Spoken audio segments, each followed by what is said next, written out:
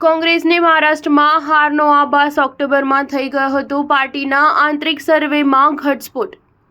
લોકસભા ચૂંટણીમાં શાનદાર પ્રદર્શન બાદ હરિયાણા અને મહારાષ્ટ્રમાં કોંગ્રેસની હાર પાર્ટી માટે મોટો ફટકો છે। આ બે ચૂંટણી બાદ કોંગ્રેસ સહિત સમગ્ર વિપક્ષ ફરી એકવાર ઈવીએમનો મુદ્દો પૂરી તાકાતથી ઉઠાવી રહ્યો છે। જો કે આ અંગે પક્ષમાં મતભેદો છે। મીડિયા અહેવાલ અનુસાર મહારાષ્ટ્ર ચૂંટણી પહેલા કોંગ્રેસના આંતરિક સર્વેમાં સામે આવ્યું હતું કે મહારાષ્ટ્રમાં પાર્ટી ખરાબ રીતે હારી ગઈ હતી। મીડિયા રિપોર્ટ્સ અનુસાર ઓક્ટોબરમાં કરવામાં આવેલા સર્વેમાં 103 સીટોને આવરી લેવામાં આવી હતી, જેમાં મહાવિકાસ અઘાડી માત્ર 44 સીટો પર આગળ ચાલી રહી હતી। તેમજ લોકસભા ચૂંટણીમાં આ આંકડો 54 હતો। તેની સરખામણીમાં ભાજપની આગેવાની હેઠળની મહાયુતિ 56 બેઠકો પર આગળ હતી, જ્યારે લોકસભા ચૂંટણી દરમિયાન આ આંકડો 49 બેઠકો પર હતો, જ્યારે એક બેઠક અને અન્ય 2 બેઠકોના પરિણામો અસ્પષ્ટ હતા।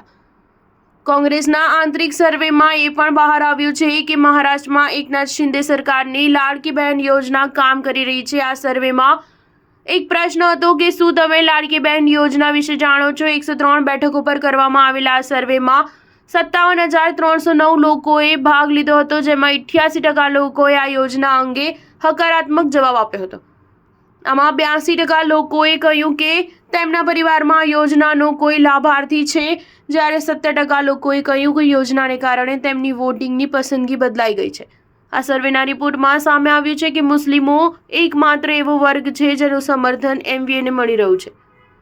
103 બેઠકો પર કરવામાં આવેલા સર્વેમાં એમવીએને મુસ્લિમ પ્રભુત્વવાળી બેઠકો પર એનડીએ પર સંપૂર્ણ લીડ મળી હતી, જ્યારે અન્ય તમામ વર્ગોમાં general, OBC, SBC, SC, SCBC, ST મહાયુતિ એમવીએ કરતાં આગળ હતી। સર્વેમાં એ પણ બહાર આવ્યું છે કે એનડીએ તમામ વય જૂથોમાં એમવીએનું નેતૃત્વ કરે છે, જે યુવા મતદારોમાં સૌથી વધુ છે। આ 103 બેઠકોમાંથી કોંગ્રેસે 52, શિવસેના 28, એનસીપી શરદ પવાર 21 અને સીપીએમ અને સમાજવાદી પાર્ટીએ એક બેઠક પર ચૂંટણી લડી હતી। સ્ટાર ન્યૂઝ 7 હંમેશા સચ્ચાઈની સાથે।